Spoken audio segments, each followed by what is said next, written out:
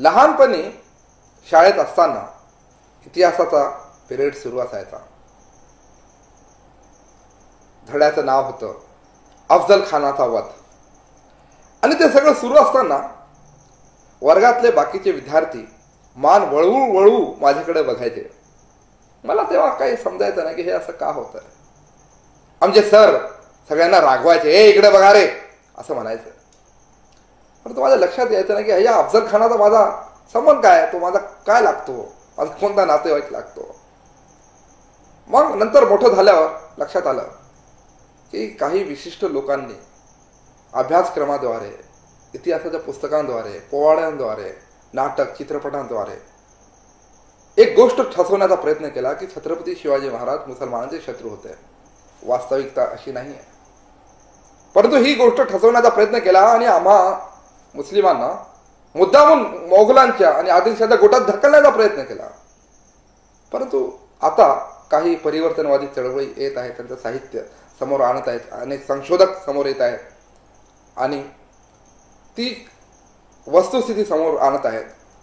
आणि नंतर ते वाचणं झाल्यानंतर आम्हाला लक्षात येते की छत्रपती शिवाजी महाराज जर मुस्लिमांचे शत्रू असते तर मग अफजल खानाचा वध होत असताना त्यांचा वकील कृष्णा कुलकर्णी का, आणि त्याच वेळी त्याच प्रसंगी जे छत्रपती शिवाजी महाराज जेव्हा अफजल खानाला मारतात त्याच प्रसंगी शिवाजी महाराजांचे जे 10 अंगरक्षक आहेत त्यातला एक अंगरक्षक सिद्दी इब्राहिम तिथं काय करतोय.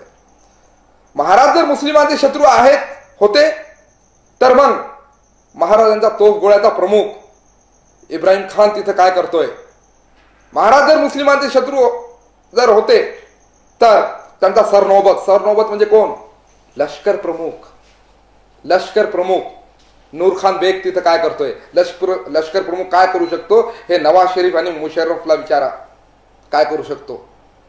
आणि स्वराज्याचा पहिला लष्कर प्रमुख, या भारताची पहिली नेव्ही कोण बांधली आहे, गुगलवर सर्च करा. छत्रपती शिवाजी महाराजांनी या देशाचं पहिलं नेव्ही निर्माण केली. परंतु त्या देशाच्या पहिल्या नेव्हीचा पहिला ऍडमिरल कोण आहे, तो आहे हजरत दर्या सारंग,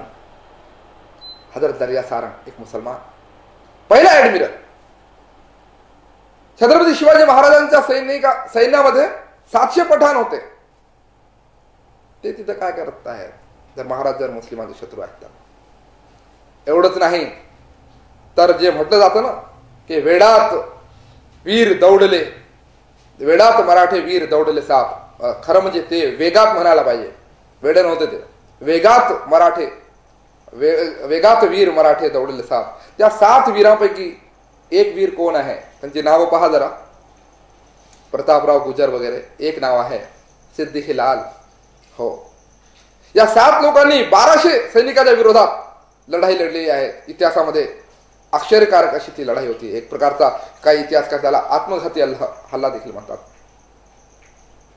सिद्दी हिलाल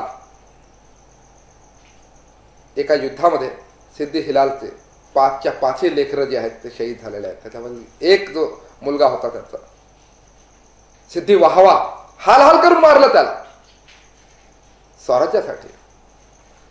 महाराज जर मुस्लिमांचे शत्रू आहेत किंवा होते तर मग छत्रपती शिवाजी महाराजांचा सेवक मदारी मेहतर तिथं काय करतोय. महाराज जर छत्रपती शिवाजी महाराज जर मुस्लिमांचे शत्रू होते तर मग एवढे मुस्लिम सैनिक त्यांच्या सैनिकांमध्ये काय करत आहेत, हा प्रश्न पडतो. बरं, काही हिंदुत्ववादी म्हणतात की महाराजांचे सरदार किंवा नौकर मुसलमान होते. तर आधी अनेक हिंदुत्ववादी राजकीय पक्षामध्ये मुसलमान आमदार खासदार आहेत. मग ते का धर्मनिरपेक्ष आहेत का. तर महाराजांचे फक्त सरदारच मुसलमान होते किंवा व्यावसायिक संबंध होते असे नाही, तर त्यांच्याशी सांस्कृतिक संबंध होते. फक्त व्यावसायिक संबंध होते, वैचारिक संबंध होते. का, याचं एक उदाहरण आहे की महाराजांचे अनेक गुरु आहेत, त्याचा समकालीन पुरावे आहेत. सर्वात मोठा जो पुरावा संदर्भ जो सांगितला जातो तो सभासद हे बखरकार महाराजांच्या राज्याभिषेकामध्ये हजर होते. इतका ऑथेंटिक पुरावा मी सांगतो. त्याच्यामध्ये महाराजांच्या गुरूंची यादी आहे. त्याच्यामध्ये 2 गुरु आहेत, हजरत मौनी बाबा रहमतुल्लाह अलैह आणि हजरत बाबा याकूब सरवरी रहमतुल्लाह अलैह. दापोलीपासून 15 किलोमीटरवर केळशी हे गाव आहे, तिथे त्यांचा दर्गा आहे. महाराजांचे गुरु बाबा याकूब सरवरी यांना छत्रपती शिवाजी महाराजांनी 653 एकर जमीन दिली होती इनाम म्हणून. मी त्या जमिनीचे कागदपत्र पाहून आलेलो आहोत. आणि कशासाठी दिली? मशीद बांधण्यासाठी दिली आहे. आधी ती मशीद आहे. महाराजांचे गड किल्ले उद्ध्वस्त झाले आहेत, सरकारने त्याच्याकडे लक्ष दिलं नाही, परंतु महाराजांची ती मशीद साबूत आहे. आणि असं वाटते त्या मशिदीकडे पाहून जणू आत्ताच बांधलेली आहे. इतक्या सुंदर अवस्थेत आहे. जामा मशीद म्हटलं जातं त्याला केळशीची, परंतु बरेच लोक त्यांना शिवाजीची मशीद म्हणतात. लोकांना बाबरची मशीद माहित आहे, शिवाजीची मशीद माहित नाही. हा इतिहास समोर आलेला नाही, येऊ दिलेला नाही काही लोकांनी मतांचं ध्रुवीकरण करण्यासाठी, स्वतःचा स्वार्थ साधण्यासाठी. तर अशा प्रकारे महाराजांचे मुस्लिमांशी फक्त व्यावसायिक नव्हे तर आध्यात्मिक संबंध देखील होते, सांस्कृतिक संबंध देखील होते. उदाहरणार्थ आता एक संशोधन निघालं आहे, त्यामध्ये राष्ट्रमाता जिजाऊंची एक मुद्रा सापडली आहे. त्या मुद्राच्या मागे अरबी भाषेत लिहिलेलं आहे, वालदाय शिवबा. वालदा म्हणजे आई, अरबी भाषेतला शब्द आहे. महाराजांना अरबी भाषेचं वावडं नव्हतं. एवढंच काय तर महाराज कॅलेंडर कोणतं वापरायचे? सुरुवातीला अरबी कॅलेंडर, हिजरी कॅलेंडर वापरायचे. इंटरनेटवर तुम्ही लेटर्स ऑफ शिवाजी टाईप करून बघा, फारसी भाषेतलं लेटर्स उपलब्ध आहेत, त्याची भाषांतरे उपलब्ध आहेत इंग्रजी भाषेमध्ये. लेटरच्या सगळ्यात शेवटी लिहिलेलं असतं 8 रबिउल आखर, 7 रबिउल सानी, 7 रबिउल अव्वल. अरबी कॅलेंडर महाराज वापरायचे, हिजरी सन वापरायचे. महाराजांना हिजरी सणाचं वावडं नव्हतं, महाराजांना अरबी भाषेचं वावडं नव्हतं. एवढंच काय, महाराज मुकुट वापरायचे का? महाराजांच्या आधी जे कोणी भारतीय राजे होऊन गेले, तुम्ही बघा, सोन्याचा चांदीचा मुकुट वापरायचे, परंतु महाराजांनी एका कपड्याचं पागोट वापरलंय, कोणतंही मुकुट नाही. माझ्या राजाला सोन्याचा, हिऱ्यांचा, मानकांचा मुकुट वापरता आला असता, परंतु शिवांनी तो वापरला नाही. कपड्याचं पागोट बांधण्याची कोणाची पद्धत आहे? प्रेषित मोहम्मद सल्लल्लाहु अलैहि वसल्लम यांची पद्धत आहे. प्रेषित मोहम्मद सल्लल्लाहु अलैहि वसल्लम यांनी कोणताही मुकुट वापरला नाही. तेव्हा ते मशिदीमध्ये यायचे बाहेरचे लोक, तेव्हा म्हणायचे की तुमच्यापैकी मोहम्मद कोण आहे? सल्लल्लाहु अलैहि वसल्लम. अतिशय साथी राहणे. भारतीय राजे आधी बघा, ते अर्धनग्न अवस्थेत राहायचे, पितांबर नेसायचं फक्त, वर काही नेसायचे नाही, दागिने नेसायचे. पूर्ण कपडे नेसणारा राजा, मराठा राजा छत्रपती शिवाजी महाराज, हे पूर्ण कपडे नेसण्याची पद्धत ही इस्लामी पद्धत आहे. मुकुटाऐवजी पागोट नेसायची पद्धत ही इस्लामी पद्धत आहे. म्हणजे महाराजांचे सांस्कृतिक संबंध देखील होते. आणि सर्वात मोठी गोष्ट, तुम्ही महाभारत पाहिलं असेल, रामायण पाहिलं असेल, इथले भारतीय राजे काय करायचे? नमस्कार, प्रणाम वगैरे करायचे. महाराज काय करायचे? सलाम. बघा तुम्ही कोणत्याही चित्रपटामध्ये, शिवाजी महाराजांच्या सिरियलमध्ये बघा, त्यांच्या चरित्रामध्ये बघा, मानाचा मुद्रा, हा शब्द कुठून आलेला आहे? सलाम करण्याची पद्धत छत्रपती शिवाजी महाराजांनी अंगीकारली. त्यांना सलामचं वावडं नव्हतं, त्यांना अरबी भाषेचं वावडं नव्हतं, त्यांची हिजरी कॅलेंडरशी त्यांचं काही वावडं नव्हतं, काही शत्रुत्व नव्हतं. कारण महाराज एक चांगले प्रोफेशनल होते, व्यावसायिक होते. धर्मनिरपेक्ष वगैरे म्हणण्यापेक्षा व्यावसायिक होते. परंतु व्यवसाय वगैरे हे शब्द नकारात्मक वाटतात आपल्या मराठी माणसाला. नाही, महाराज एक प्रोफेशनल किंग होते की नाही, हा नूर खान बेग हा चांगला लष्कर प्रमुख होऊ शकतो ना, बनवा त्याला लष्कर प्रमुख. हा इब्राहिम खान एक चांगला तोफगोळा फेकणार आहे ना, बनवा त्याला. कोणत्याही प्रकारचा जातीवाद किंवा अशा प्रकारचा भेदाभेद महाराजांनी केलेला नव्हता.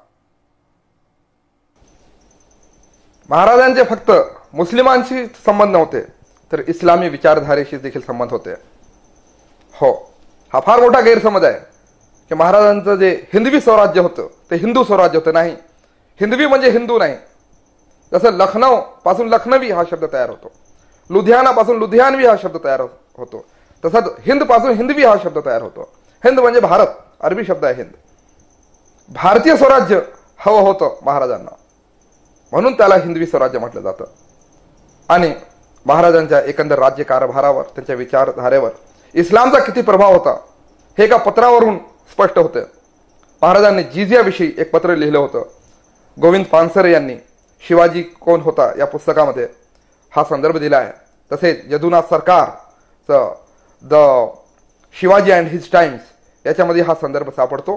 एवढंच काय तर इंटरनेटवर ते मूळ पत्र उपलब्ध आहे फारसी भाषेत आणि ईश्वर नागर यानं त्या फारसी पासून भाषांतर देखील केलेलं आहे. ते भाषांतर उपलब्ध आहे.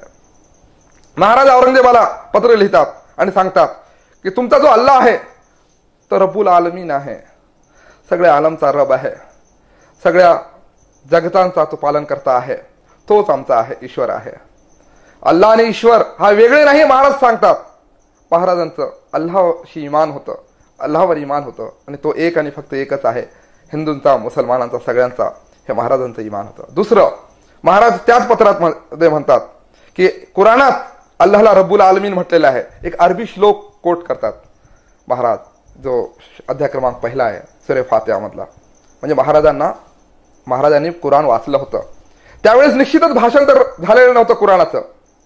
महाराजांनी कुराणाचं भाषांतर वाचलं नव्हतं, तर अरबी शिकून कुराण वाचलं होतं. याचा एक संदर्भ आहे की तंजावरला छत्रपती शिवाजी महाराजांचे सावत्र भाऊ राहत होते. भोसले, व्यंकोजी राजे भोसले यांचा तिथं किल्ला आहे. त्या किल्ल्यामध्ये एक डायरी आहे. त्या डायरीमध्ये भोसले घराण्याच्या अनेक महापुरुषांच्या स्वाक्षऱ्या आहेत. महाराजांची स्वाक्षरी 5-6 भाषेमध्ये आहेत. अरबी भाषेत स्वाक्षरी आहे. महाराज हे अडाणी होते, अज्ञानी होते हा गैरसमज काही लोकांनी पसरवलेला आहे. महाराजांना 5-6 भाषा यायच्या. फारसी यायची, अरबी यायची, उर्दू यायची, त्यांना प्राकृत यायची, संस्कृत यायची. महाराजांनी कुराण वाचलेलं होतं याचा तो पुरावा तो अरबी श्लोक आहे, रब्बुल आलमीन, की तो सगळ्या आलमचा रब आहे. आणि नंतर महाराज म्हणतात की कुराण हे आसमानी ग्रंथ आहे. म्हणजे काय, अल्लाहकडून आलेला आहे तो.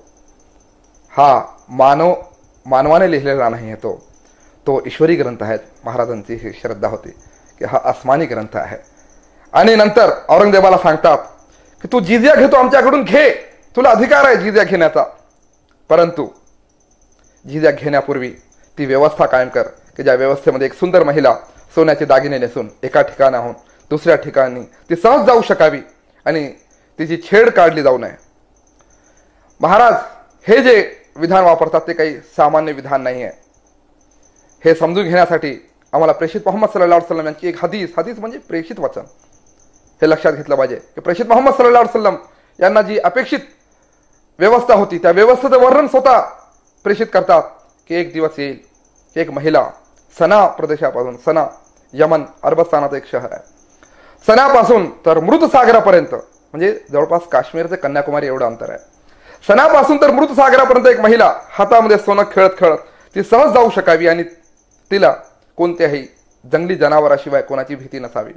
इतकी चांगली सुजलाम सुफलाम व्यवस्था आणि इतकी नैतिक व्यवस्था आणि लॉ अँड ऑर्डर म्हणजे कायदा व सुव्यवस्था इतकी सुंदर असलेली व्यवस्था प्रेषितांना अपेक्षित होती. महाराज जणू तेच दुसऱ्या भाषेत औरंगजेबाला खडे बोल सुनावतात की औरंगजेबा जिझिया घेतो का रे आमच्याकडून, घे, परंतु ती व्यवस्था कायम कर जी मदिनामध्ये प्रेषित मोहम्मद सल्लल्लाहु अलैहि वसल्लम यांनी कायम केली होती आणि नंतर आमच्याकडून जिझिया घे. हीच व्यवस्था कायम करण्याची गरज आहे. सगळ्या हिंदू, मुस्लिम, मराठा, ब्राह्मण, बौद्ध, शीख, पारसी, जैन सगळ्या धर्माच्या लोकांनी मिळून ती व्यवस्था कायम करण्याची गरज आहे. जमात इस्लामी हिंदचा उद्देश तीच व्यवस्था कायम करण्याचा आहे. त्याच्यासाठी आम्हाला एकमेकांचे धर्मग्रंथ वाचणं आवश्यक आहे. मुस्लिमांनी उर्दू भाषेत शिवाजी महाराजांचं जीवनचरित्र वाचलं पाहिजे, माता जिजाऊंचं जीवनचरित्र वाचलं पाहिजे. तसेच शिवप्रेमी मराठ्यांनी आणि सगळ्या मावळ्यांनी आणि सगळ्या बहुजनांनी कुराण देखील त्यांच्या मराठी भाषेत, हिंदी भाषेत वाचलं पाहिजे. कारण महाराज कुराण वाचत होते, आपणही कुराण वाचलं पाहिजे. महाराजांचं हे धोरण, महाराजांनी जगाचा निरोप घेतल्यानंतर त्यांच्या पुढील वंशजामध्ये ही गोष्ट राहिलेली आहे. मुस्लिमांशी चांगले संबंध राहिलेले आहे. छत्रपती शिवाजी महाराजांनंतर छत्रपती राजे शंभूराजे आले. छत्रपती शिवाजी महाराजांनी जे मशिदीकरिता जमीन दिली होती, जी रक्कम दिली होती, त्या रकमेतून त्या जमिनीवर मशिदीचं बांधकाम सुरू झालं. परंतु बांधकाम पूर्ण होण्यापूर्वीच महाराजांनी जगाचा निरोप घेतला. ते बांधकाम नंतर शंभूराजेंनी पुढे पूर्ण केलं. एवढंच नव्हे तर महाराजांचे खरे वारसदार राजर्षी शाहू महाराजांनी देखील हेच धोरण पुढे राबवलं आणि मुस्लिमांकरिता मुस्लिम बोर्डिंग हॉस्टेल त्यांनी सुरू केलं. कदाचित महाराष्ट्रातलं किंवा कदाचित देशातलंही मुस्लिम मुलींकरिता पहिलं हॉस्टेल, पहिलं बोर्डिंग महाराजांनी सुरू केलं. एवढंच नव्हे तर जगातलं पहिलं मराठी भाषांतर कुराणाचं सुफी मोहम्मद याकूब यांनी केलं. परंतु त्यासाठी 25,000 रुपये, त्या काळातले 25,000 रुपये आजचे 25 कोटी रुपये असू शकतात. त्या काळात 25,000 रुपये दिले ते शाहू महाराजांनी आणि सुफी संत याकूब बाबांना सांगितलं की तुम्ही कुराणाचं भाषांतर करा. जगातलं पहिलं भाषांतर कोण करविलं तर ते राजर्षी शाहू महाराजांनी करविलं आहे. म्हणून फक्त छत्रपती शिवाजी महाराजच नाही तर पूर्ण शिवघराणं हे कुराण प्रेमी होतं, हे इस्लाम प्रेमी होतं, हे मुस्लिम मित्र होतं. आज हा इतिहास सर्वांना सांगण्याची गरज आहे आणि आज सांगितला जात आहे. म्हणूनच आज शिवजयंती असताना पहिल्यासारखं तणाव असत नाही. आज शिवजयंती असताना 1-2 अपवाद वगळले तर कुठे दंगली होत नाही. याचं कारण त्या चळवळींना जाते आणि त्या शिवव्याख्यातांना जाते की जे घराघरात जाऊन शिवाजी महाराजांचा खरा इतिहास ते सांगत आहेत. आज त्याचीच गरज आहे. शिवजयंतीच्या निमित्तानं आपण सर्व मावळ्यांनी हा प्रण उचलला पाहिजे की आम्ही एकमेकांचा अभ्यास करू, आम्ही छत्रपती शिवाजी महाराजांचा अभ्यास करू, आम्ही कुराणाचा अभ्यास करू, आम्ही बायबलचा अभ्यास करू, शक्य तेवढ्या धर्माचा आम्ही अभ्यास करू आणि खरं काय आहे त्या सत्याचं आम्ही शोधन करू. धन्यवाद.